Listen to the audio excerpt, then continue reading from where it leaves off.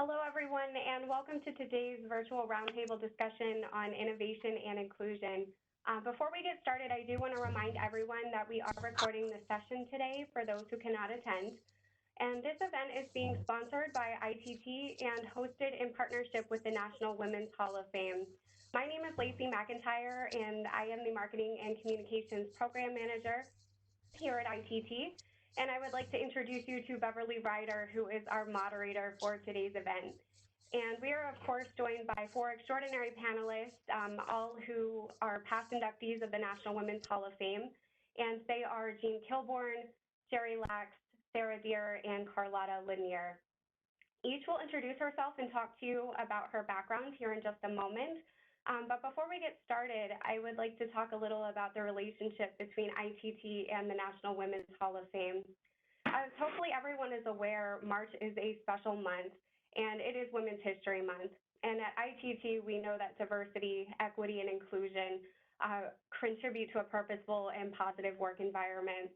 So in celebration of this special month, and as supporters of the National Women's Hall of Fame, we bring you this very unique opportunity today to learn about these four panelists, all of whom are trailblazers and history makers themselves. If you are unfamiliar with the National Women's Hall of Fame, allow me to briefly talk about how ITT came to partner with them for this event and events of the past. Founded in 1969, the Hall was established in order to honor women whose lasting contributions have transformed the landscape of America. The Hall's headquarters resides in Seneca Falls, New York, which is also the birthplace of the women's rights movement. And ITT is glad to be a founding sponsor of the National Women's Hall of Fame. And Seneca Falls, New York is also the proud home of ITT Gold Pumps. So with that, today the National Women's Hall of Fame has inducted over 250 women into its gallery from the arts, sports, education, business, humanities, philanthropy, and science. And so with that, I will now turn it back over to Beverly and our panelists to share more about their backgrounds. Thank you. Thank you, Lacey. Well, I'm Beverly, and I am privileged to be your moderator today, representing the National Women's Hall of Fame. I thank Lacey for that wonderful introduction of the Hall to those of you who may not be as aware of who we are and the history of the Hall.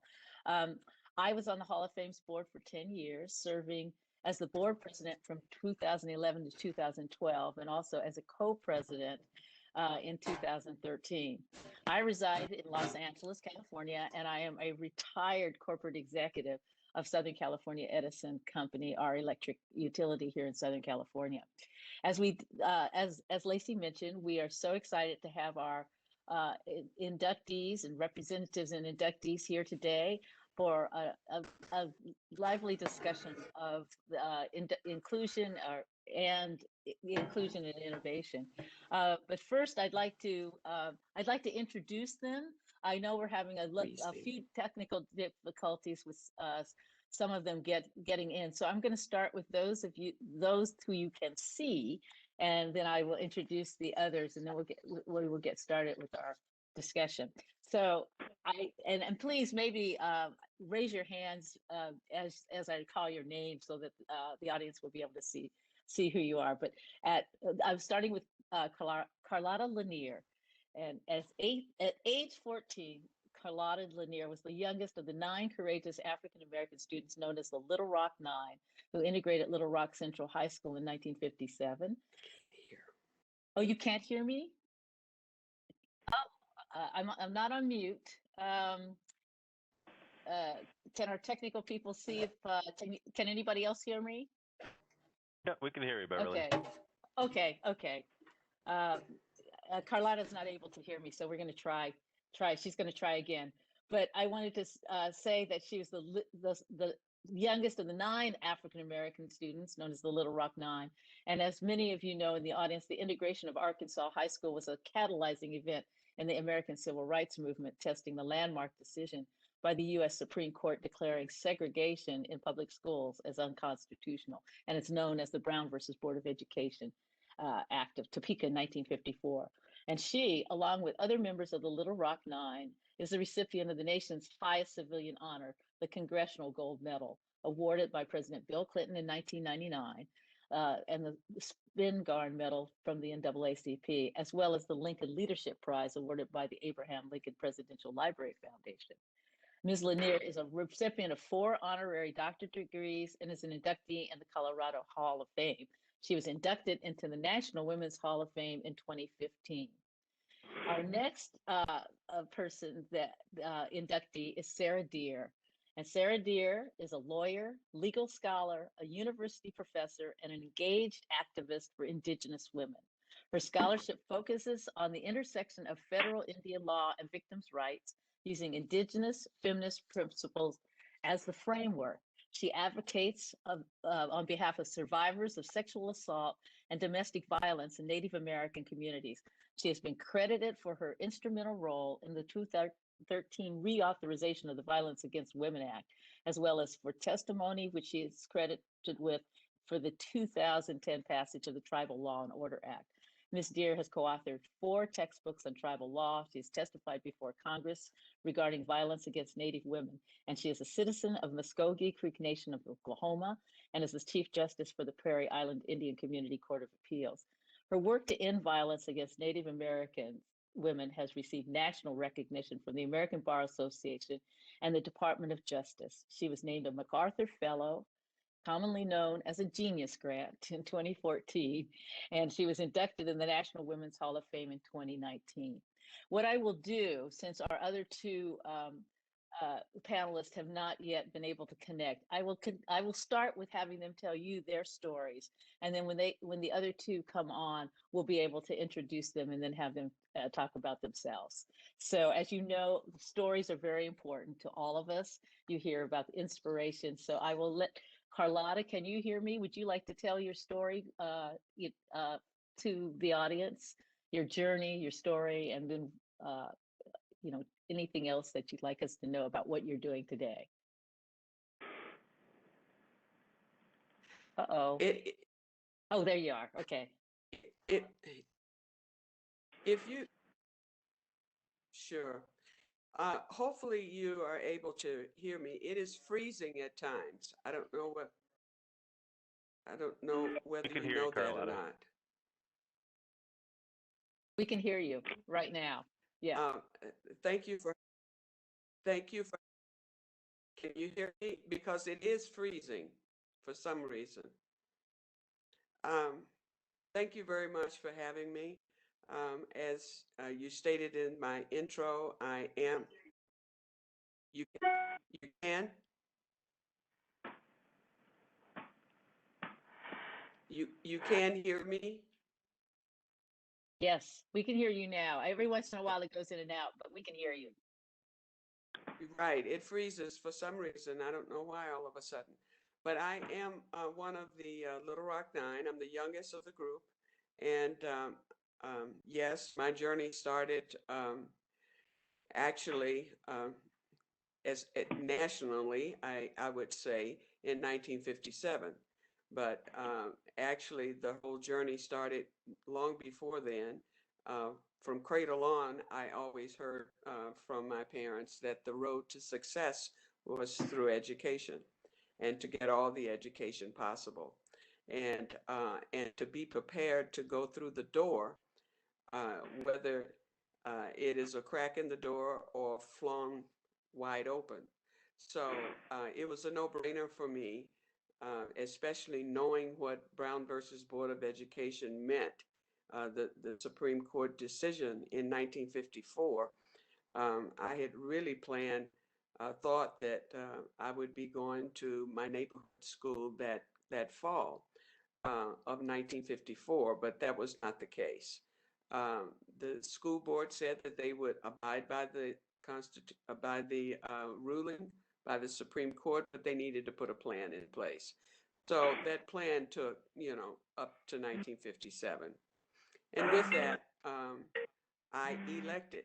I want people to understand that I elected to go to Central, and then Central or the school board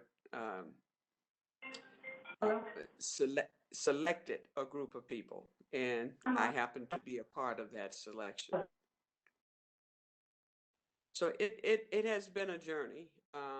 I when I participated in integrating Central High School, I had no idea that it would lead me to this day, to be honest with you. So it um, it has been a ride. It's no question about that.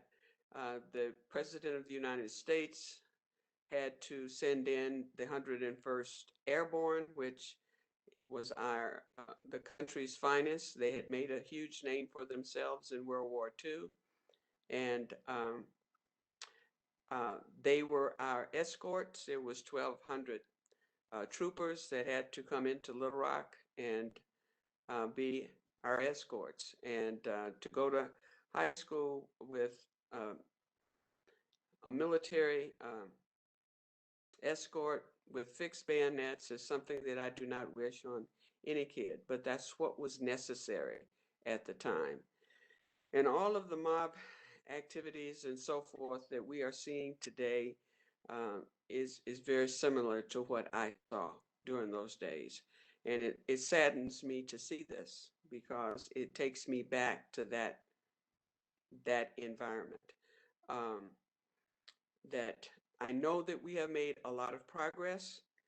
If you stop and think that from 1619 to 1954 is 330 plus years from 1954, and that was living in a Jim Crow type environment, slavery and Jim Crow.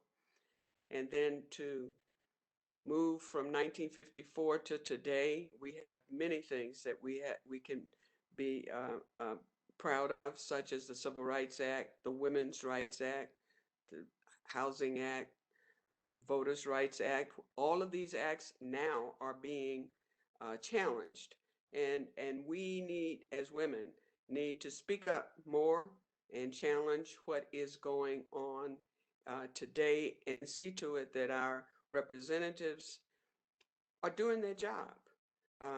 And if they can't do their job, let's get rid of them.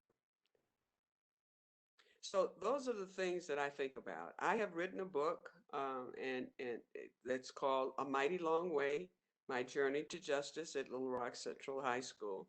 And I'm working on a couple of others that would be helpful to kids in elementary school and so forth. So those are some of the things that I think about. I am very happy to be here today. The bit about women's history, we should honor. We need to highlight all women's contributions on a continuous basis. It's unfortunate that we do things via months, such as Black History Month or Women's History Month, or, this is American history. This should be something that we are discussing all the time. However, I will take what we can get, and if that's what it means to highlight women in the month of March, I'm all for it.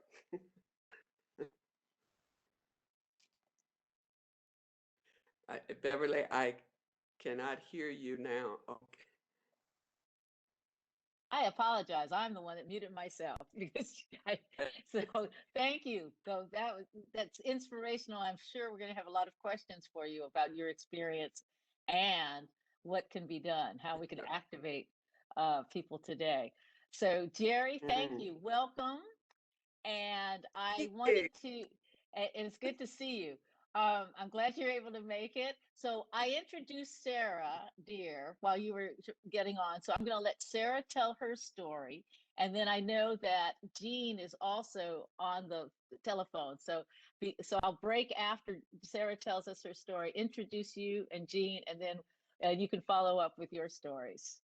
So thank you. That will be great. So Sarah, tell us about your journey. It's very interesting. I know your work is very interesting to all of us, and there are a lot of implications, I'm sure, today in terms of how your work is affecting your community, and so how how all the conditions today are affecting your community.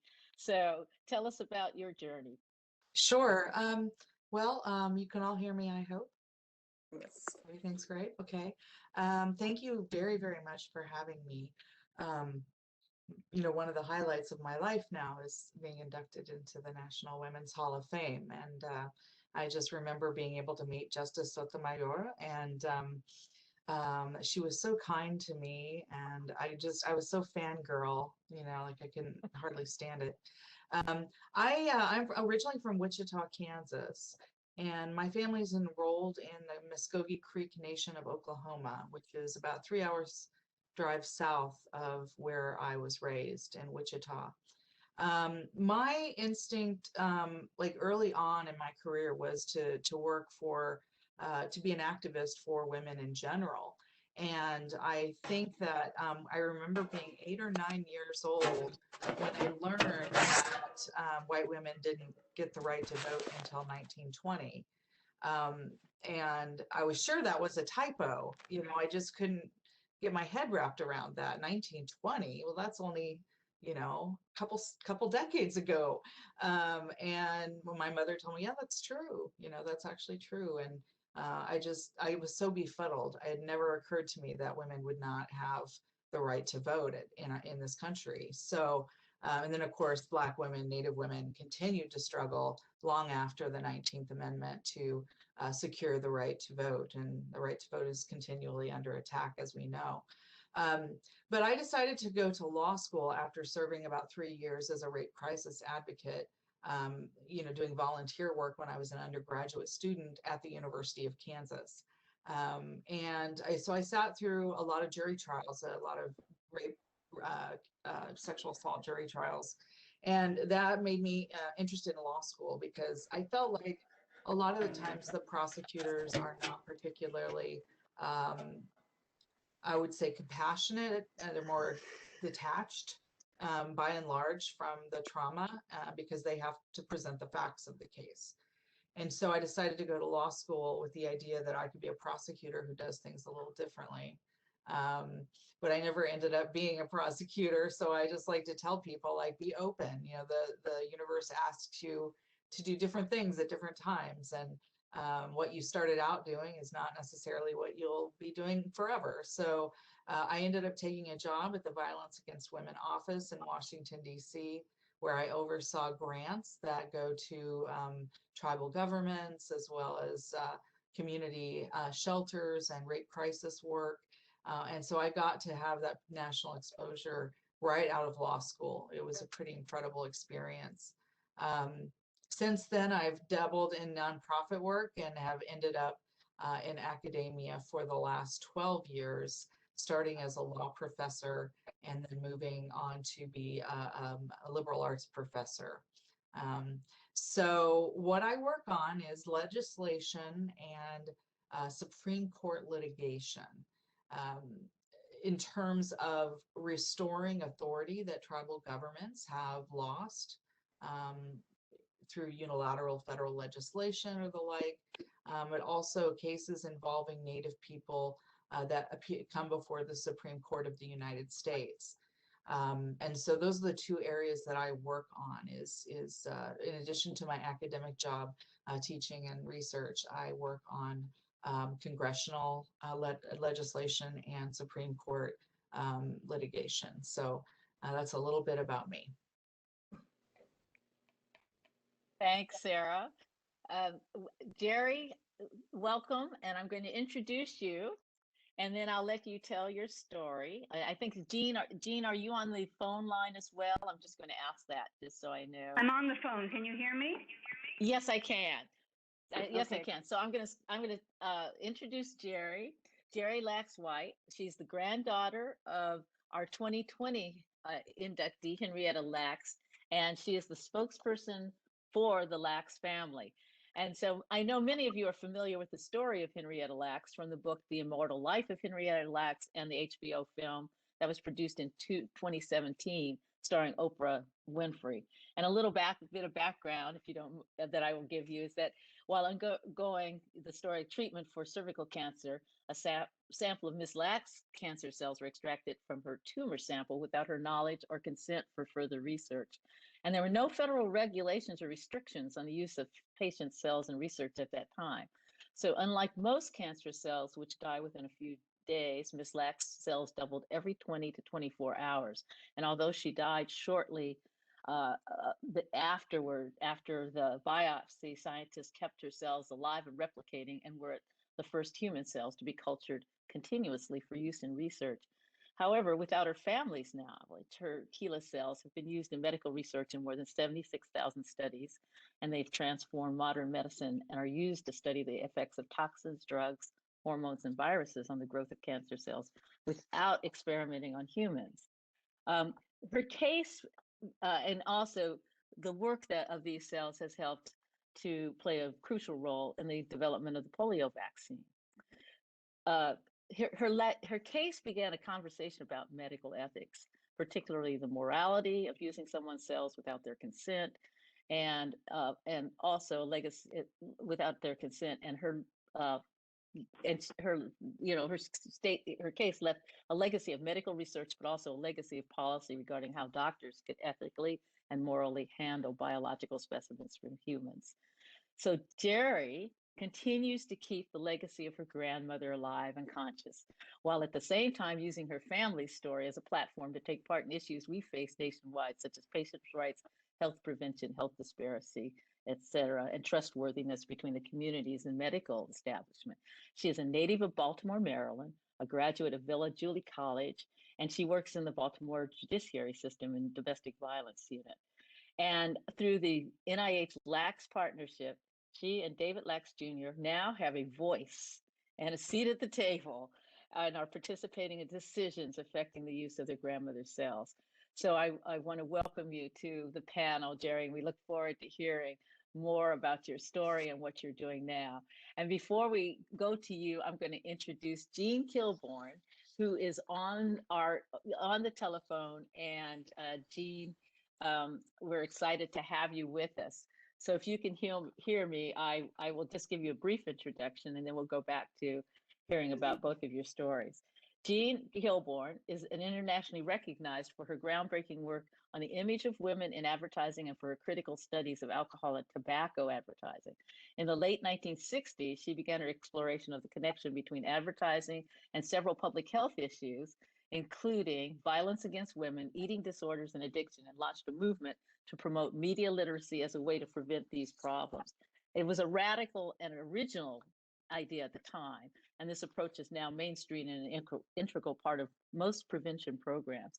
She is an internationally recognized for her groundbreaking work and her films, and also her writings, which have impacted the way in which we publicly communicate with each other about beauty ideals, the connection between the objectification of women and violence. And her film, Killing Us Softly, Advertising's Image of Women, is among one of the most popular and widely used educational films of all time. She was inducted into the National Women's Hall of Fame in 2015 and currently is a member of the Hall's Board of Directors. So thank you, Jean, for being with us. So I'm going to go back to Jerry. If you can tell us a little bit more about your journey, your personal journey, and the important work that you're currently doing. I think it's exciting that you're able to represent your grandmother's legacy. Absolutely. Thank you so much for having me, participate on the panel with some wonderful, great women. Just to speak about another great woman, my grandmother, Henrietta Lax. The family, just as you mentioned earlier, we use our grandmother's story to talk about social justice, to talk about health equity. We just, try to partner with people or different organizations just to get people to know Henrietta's story and to be advocates of, what's actually going on. And as you speaking, what is it that we are doing to continue our grandmother's story? And I just wanted to read this poem that I did because of my grandmother's story, and inspired me to write this poem. And it's just like a snippet of her awesomeness as a woman when I was learning about my grandmother, and to get the world to know about her story and to actually kind of grab onto her story and want to know more, because so many people don't know her story. And unfortunately, I really was when the book first came out, The Life of Alex, knew more about my grandmother through this book, thanks to my Aunt Deborah and Rebecca Skloot for, this 10-year journey that they was on to write this book. I just want to read this poem real quick, and it's called Who Am I? As you gain knowledge, all will become clear. You ask, who am I? Be a daughter, wife, mother, or friend. I am just an ordinary woman, a wife to my husband, mother to my children, and a friend to the world. I became ill and departed this earth at an early age. Through my death, I became intrigued. I am the one who became immortal. Yes, the first immortal human cell. Say the word everlasting. Read about me.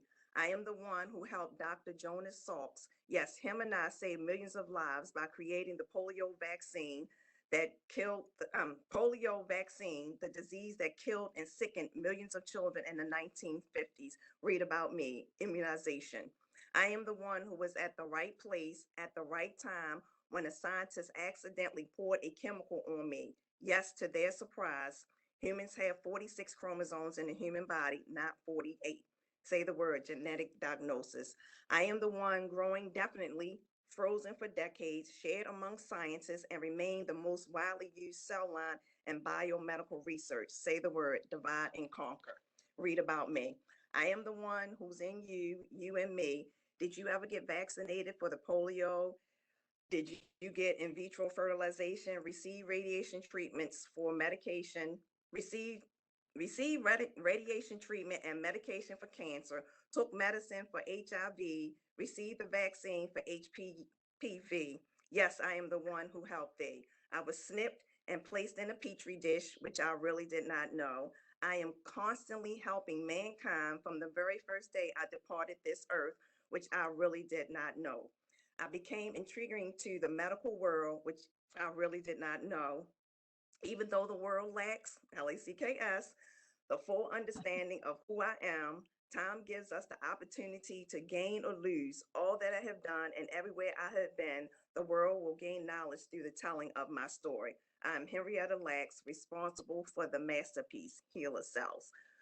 And I wrote that, just like kind of like a text to kind of grab people's attention in a fun way to let them know, this is an awesome woman that you need to actually know her story. So there's something that we have been doing. We, as you mentioned, we partnered with the NIH to, be on a panel to review what researchers are doing and while they want to use to heal a genome. We partnered with the World Health Organization to strategize a plan to eradicate cervical cancer. We just celebrated Henrietta's 100th birthday. We had a virtual symposium, which was excellent, family led. We had some great panelists. We had Dr. Francis Collins. We had Rebecca Skloot, the author of the book. We had Helen Wilson Rowe from Bristol, who did a painting of several family members. She's an artist. We had Dr. Rahul Benjamin. She's a professor at Princeton University. My brother David and I, am I missing someone else? That we had a great discussion, speaking about our grandmother's story and how these panelists are continuing to, elevate Henrietta's story. We spoke about social justice. We spoke about health equity. And we just want to make sure that we continue to move forward to continue to tell people about Henrietta's story, talk about her life as a woman, not only as a healer cells, just as even though she's a medical icon in my eyes, it's just, wonderful for me to be able to share our story, to share our grandmother's story.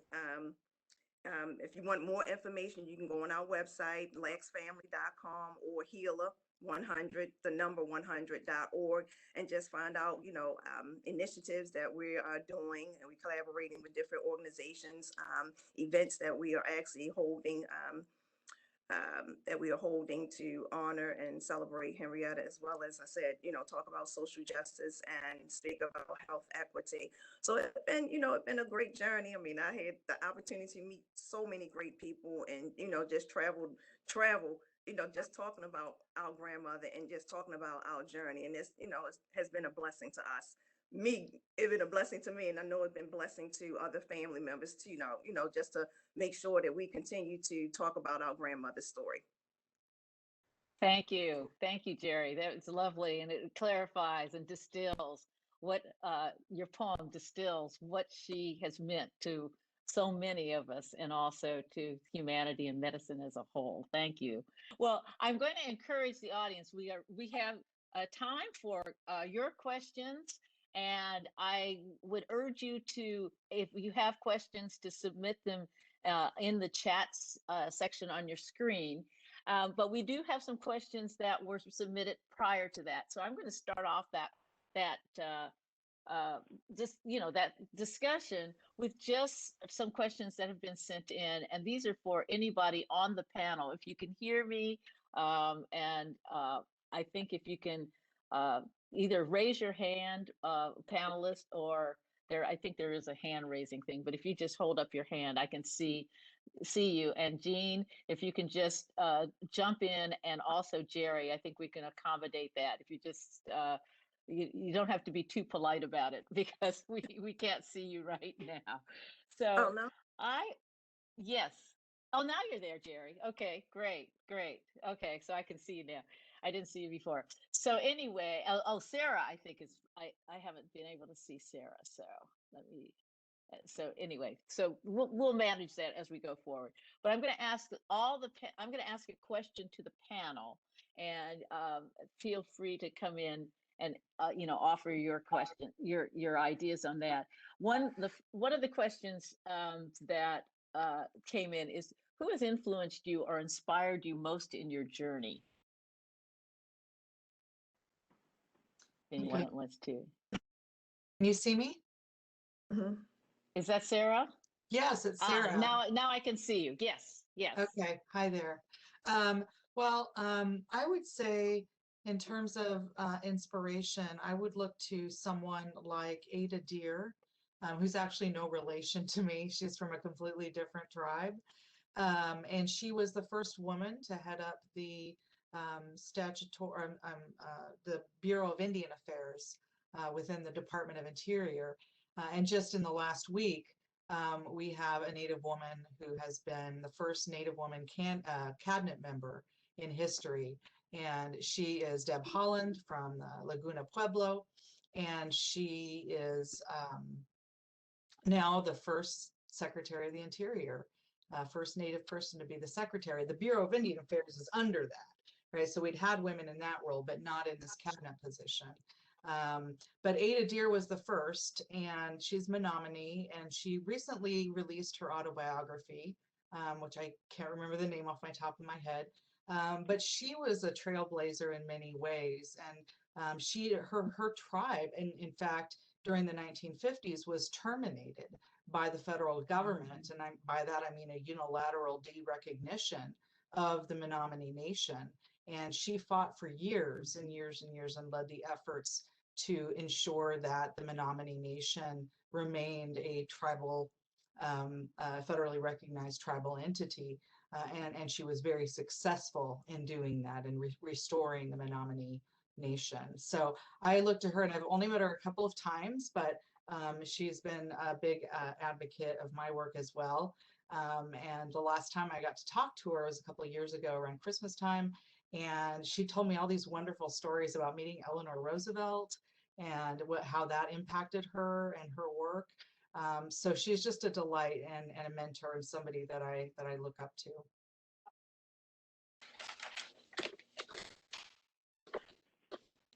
I can jump in now. Okay. Okay, that sounds great. Thanks, Jean. Okay, and just quickly, so many people have influenced me, but one woman who influenced me a lot and became a friend as well as a colleague was a woman named Jean Baker Miller, who in 1976 wrote a book called Toward a New Psychology of Women, and she really just had so much to say about women's different voices, and and she was very encouraging of my work. So she was very important. And certainly I've learned a lot. I've been traveling around the country for 40 odd years, giving my lectures and meeting people, and people in the audiences have been so helpful to me and so encouraging. I had a real terror of public speaking when I started out, so I had to, it was wonderful to be able to get sort of positive feedback from people and to learn to, I always loved Eleanor Roosevelt's line about you must do the thing you cannot do and face your fear. And so that was something that was very important to me. And then finally, although I'd been doing this work for 20 odd years before I had a child, my daughter certainly has had a tremendous impact on me and on my thinking, and as have her friends. And so there's just been a whole lot of people who have been such a help on my journey. Perfect. That's great. Yeah. I would like to add to all of that by stating that it was really the strong women in my family. It really starts from there because they taught me all the things of what was really necessary to maneuver in this world that was segregated as I came along. So that was very important for me. And then I had the opportunity, and Rosa Parks was really a shero of mine when I watched her at the age of 12, 13 years of age to remain in her seat because she knew she, had that right. And that is what I tell young people today, that understand who you are and whose you are, because that in itself gives you that center to be able to do whatever it is that you are passionate about or you want to do. You have to believe in yourself. And the various women that I have come across over the years have just been wonderful. Dr. Mamie Clark. Jean, you mentioned about the self-esteem of that young Asian girl holding this book. Dr. Mamie Clark was the one who presented she didn't present it, her husband, Dr. Kenneth Clark, is the one who got the credit for it in front of the Supreme Court justices. See, and this is what I'm saying. Women have been behind all of these things that we can claim, and it needs to be stated more than ever. Henrietta Lack, I mean, I think about that. I wanted to be a doctor. And the reason I wanted to be a doctor was that Charles Drew, who came up, who developed the blood plasma, was denied that when he was in a car accident in Georgia and died. Look at all of the people that are benefiting from blood plasma. So it's those sorts of things that our history here in these United States really needs to be told in any and every way. And here we are having the benefit of Henrietta Lack in the medical field just think about that. And so those are sort of things that I think about. Lena Horne was another person that I looked up to, Maya Angelou. But as far as coming up, in my young years, it was really the women in my family that were doing things within the community and telling me that I needed, I didn't like going to teas at the YWCA, but you know what? As I grew older, I recognized the necessity to do some of those things. So I did them. I'm glad that they enforced me to participate in volunteerism within my community, and how important that piece is for us to move forward in today's society. I just wanted to add what the other young ladies have stated. I mean, it's so many people that have inspired me to continue my journey, but two particular women are my mother and my aunt Deborah, who passed away, who helped Rebecca with writing the book. I want to just start off with my mother because she's like, she always give me that spiritual conversation and always tell me, Jerry, just make sure okay, I'm gonna just echo what Jean was saying as far as when she did public speaking, she was afraid. So am I. I'm still afraid of doing public speaking, but I know my mother, she would sit down and she would give me conversations and she would say, Jerry, when you do these public speakings or when you have to speak, make sure you pray before you speak. Do a prayer before you speak, and then you just ask the Lord to guide your words. And that's what I have been doing. And I'll talk about Aunt Deborah. Aunt Deborah wanted to know about her mother. She wanted to know about her sister for years. Ever since she was a little girl, she wanted to know this information. But family members were not telling her or giving the information that she wanted to get to know about her mother, or know about her sister. She wanted to know, how her mother smelled, how her mother cooked, what was her favorite dish, what was her favorite scripture in the Bible. And when she went on this journey, when Deborah went on this journey with Rebecca, she got those answers. She got some of the answers that she wanted. Then other family members started opening up, talking about Henrietta's story and talking about Deborah's sister, Elsie, who passed away in a mental institution. And I think Deborah, she had that tenacity to never stop, to keep going, to find out information about her mother, for the world to know about her mother. I mean, back in I remember in 1996, Dr. Roland Patillo did a healer women's conference in Atlanta, Georgia. And that was the first conference that was established, talking about the journey and the legacy of Henrietta Lacks. And it is still to this day is going strong, celebrating the life of Henrietta Lacks. So Deborah passed away like several months before the book was actually published. So it was kind of like a bittersweet moment. But the thing that we always said is Deborah got her wish, her vision, her goal. She wanted to know about her mother. She wanted to know about her sister. And those are two things that she accomplished. Even though she didn't see the book see the book published, but she did have the opportunity to actually see the manuscript of the book. And I know if she was here today, she would be speaking, going state to state, talking about her mother's story and talking about her story.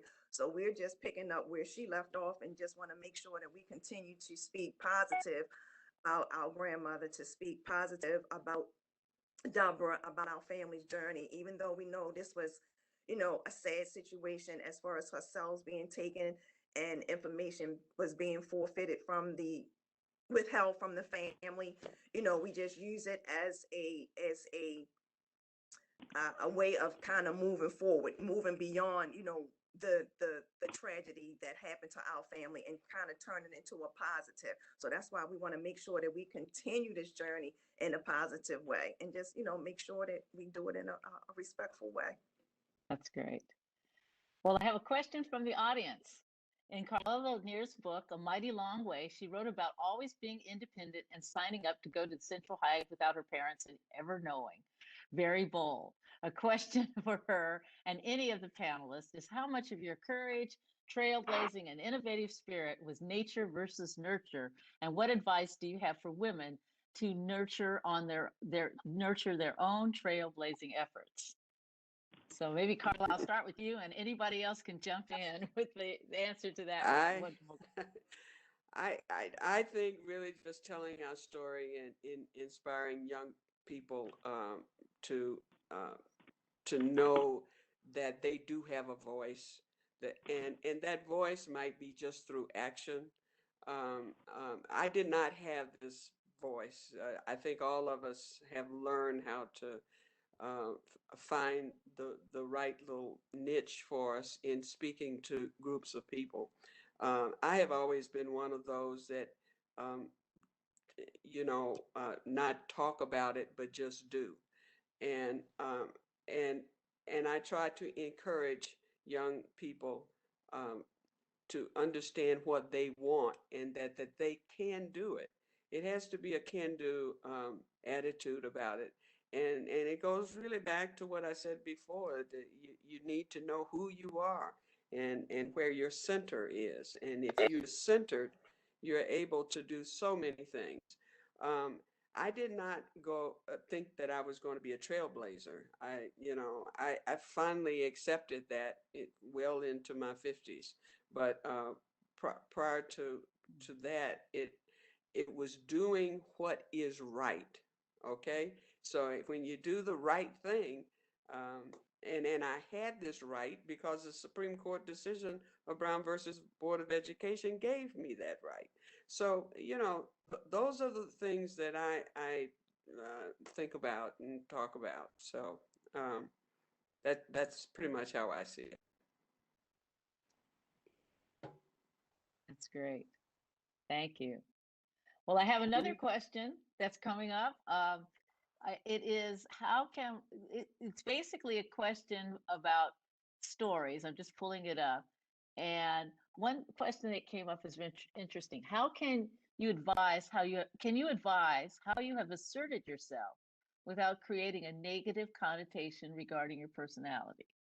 And it's an interesting question. And I was wondering if anybody would like to take a shot at that.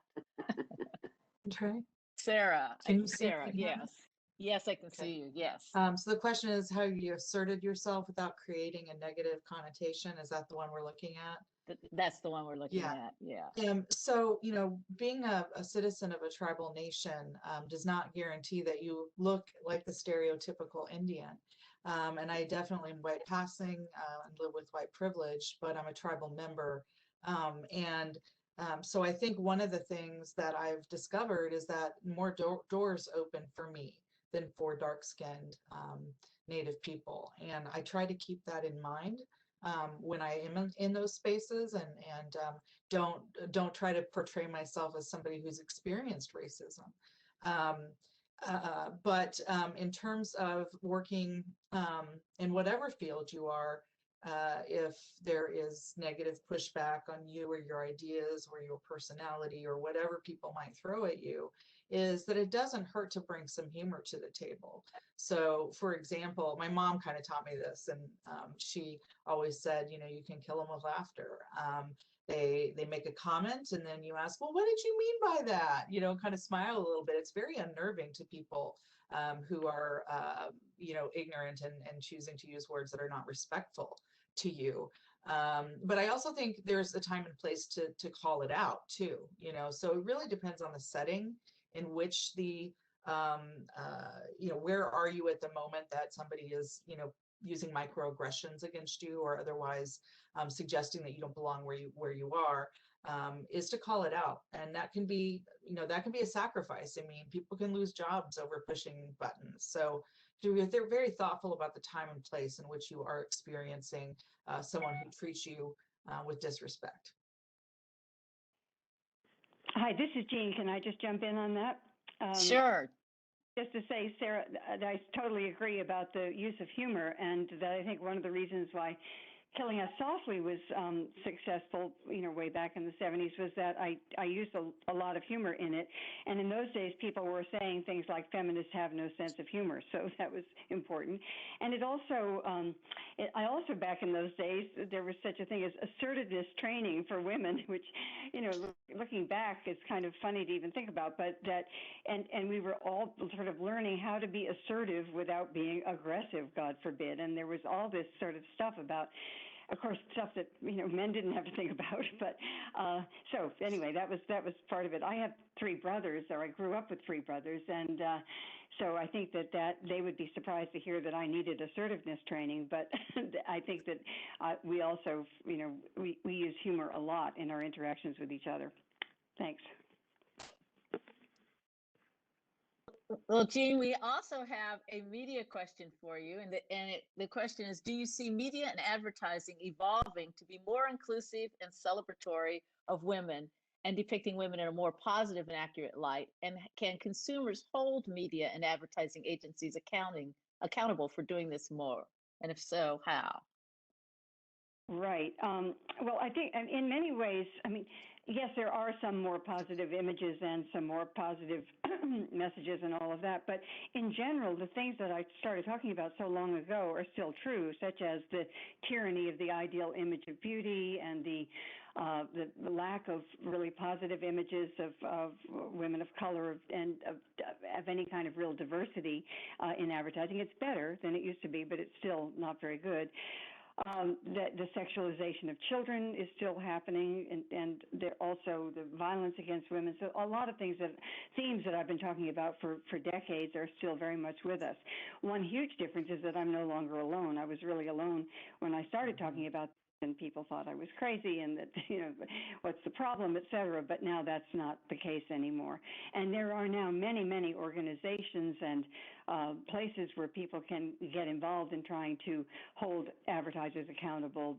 I have a resource list on my website, which is jeankilbourne.com, and people can find things like About Face, which is an organization that has a gallery of winners and losers, or there's the Campaign for a Commercial-Free Childhood, or the Representation Project. So there are many, many so many more resources now, way more than when I started, so that people can hold advertisers accountable, and that's a very important thing to do. I'm sorry. Ms. Jean, can you give me the site again? I was trying to write it down. I'm sorry, what again, the website? Yes. Yeah, it's just my name, jeankilbourne.com. Oh, okay.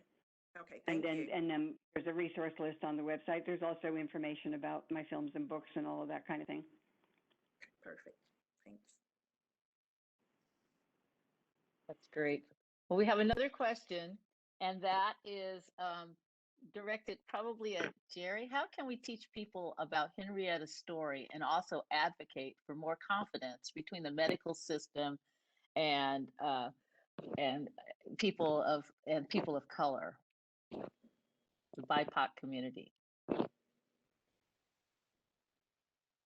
Uh-oh. My phone. That's all right. Say the question again. I think you might be doing this, but the question is, how can we teach people about Henrietta's story and also advocate for more confidence between the medical system and individuals of color, particularly the BIPOC community, Black, Indigenous? As I mentioned before, our website, you can go on our website. I mean, it's a list of information about Henrietta Lacks, about our family. Just continue to tell her story.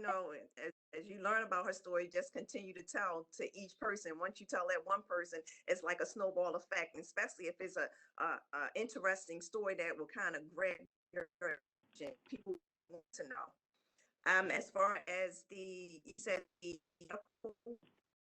I apologize. What was the second? You had said something about the I think you were saying that. I think you answered the question about the connection between. It was just basically teaching about her story and then the impact and advocating for more confidence between the medical system and the communities of color.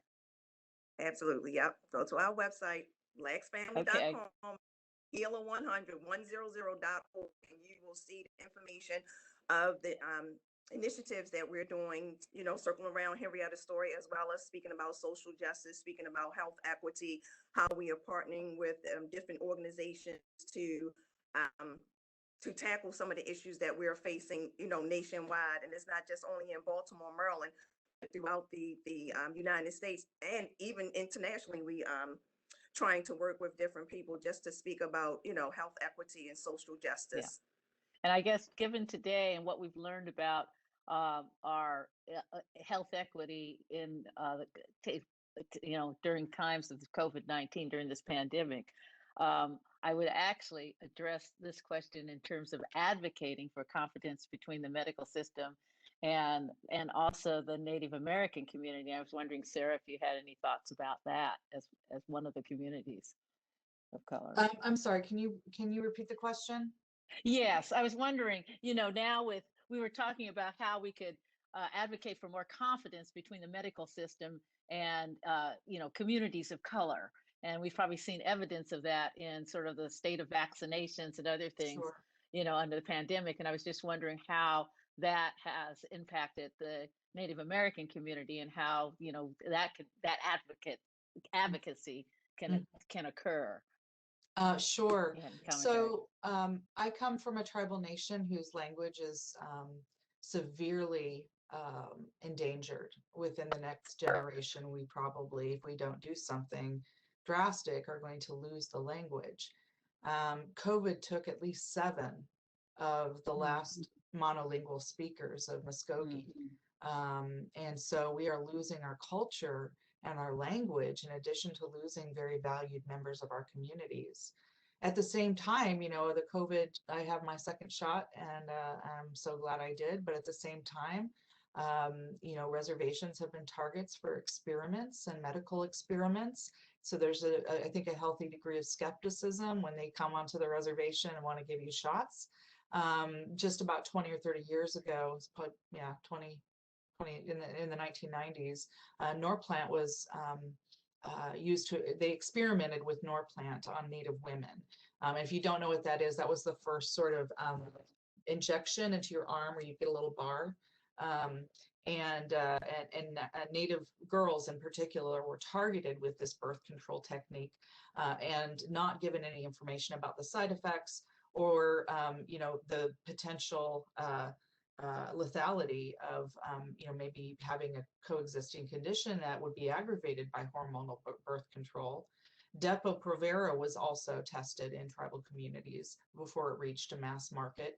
And so I can understand why somebody who grew up on a reservation and saw and heard of these experiments can be very valid concerns about white people bringing shots into the community. So it's been a lot of education. It's been a lot of, having, the conversations about the importance of the vaccine, but understanding that it's not really simple. It's not as simple as it sounds for many people of color to say, "I'll just get a shot. What could it hurt?" Well, that's what they were told with Depo and Norplant and those kinds of things. So I just, I think that we have to be cognizant of that history when claiming, a medical miracle, as some people are today. So that's what I would say, is just that history of medical experimentation done on Native bodies. Oh, that's difficult. And I'm glad. Are you satisfied that these issues are being brought forth more, I guess, more in the forefront in media at this point too, so people are more aware of these issues? I don't really watch mainstream television. I mostly, Netflix or whatever. But social media is one way in which people are trying to spread the word. So there's a woman from my nation who is finishing her nursing degree, and she's doing video podcasts talking to Native elders about, the need to get the shot to protect the community. And so I think from the inside out is how it's going to need to work, is Native people telling Native people what the situation is, rather than hearing it from maybe a non-Native doctor you've never met before. So I guess that would be my thought. Well, I know we are and a little bit after our time to stop. But I'd like to see if we could ask one more question of the panelists, which is, what is one piece of advice you'd offer to the panels in terms of, our audience, in terms of your career, or how they may be able to advance and be successful in their career? And then I'll start with Carlotta, because I know she has thought about this a lot. Well, it's so much going on in my 78 years here that the one word I must say is vigilant. One must stay vigilant with whatever it is that they're working on. And I just, when I think of progress that we have made in these short years, when you compare 60 some odd years from 1954 as opposed to 335 years living another way, that we have, no matter what progress you think, Every step we take forward, there's someone there to want you to take 2 and 3 steps backwards. So we must stay vigilant, is how I see it. I just want, I love listening to what Carlotta had stated. Can you hear me? I don't know if, okay.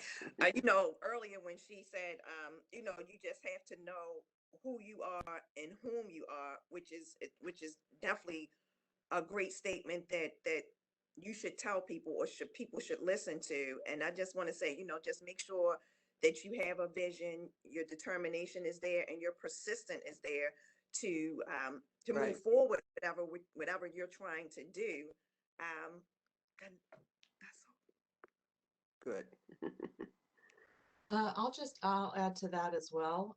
Folks are hearing me okay still? Mhm. Yeah, the advice I give to my students, and this would be both undergraduate, graduate, and law students, is that be open to change in your career path. I never ever thought I was going to end up being a professor at a college. I was like kind of the last thing on my list because I wasn't a very good student, I guess.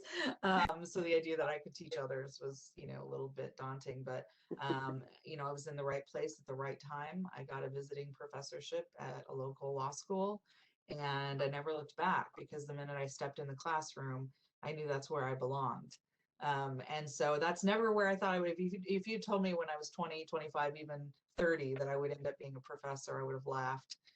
So just be open to what the universe could offer. I think if you stick too closely with a narrow path of what you want to do, you may miss opportunities that give you even more leverage to work on the issues you care about. So I think that's advice I give my students, and I guess I'd give anybody, is just to be open to the opportunities that present themselves.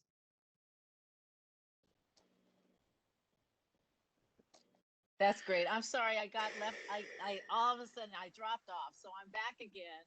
So I hope that I think we should. I think it's time. It's probably a cue to me that it's time for us to leave. It's been such a great time with all of you, and I wish we could have more time to spend together.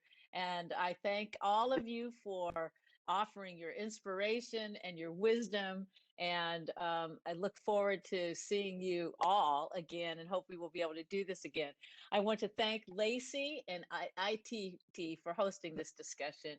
And I also want to say we thank you for the partnership, the ongoing partnership that ITT has had with the National Women's Hall of Fame, and your continuing support as a founding sponsor. And thank you finally to the audience for attending and all of your wonderful questions. I would like to do the National Hall of Fame advertisement. You can find more information on the Hall's inductees, ongoing Women's Hall of Fame events on the website, womenofthehall.org. There is an upcoming event. They always mention it on the website with inductee Ruth Colvin on March 25th, which is tomorrow. And please don't forget to mark your calendars for our 2021 induction event on October 2nd in Seneca Falls. We hope we can do this in person, but we will make it happen one way or the other, and the details will follow. So thank you to all of you for being here. I thoroughly enjoyed being your moderator, and I look forward to our paths crossing again soon, one way or the other. And thank you, Lacey. Judy Pfeiffer, who is also an inductee. She served as the person who is helping to coordinate all the questions. Thank you, Judy. And I will all wish you a very good afternoon. Bye. Bye-bye. Hi, Beverly. Thank you.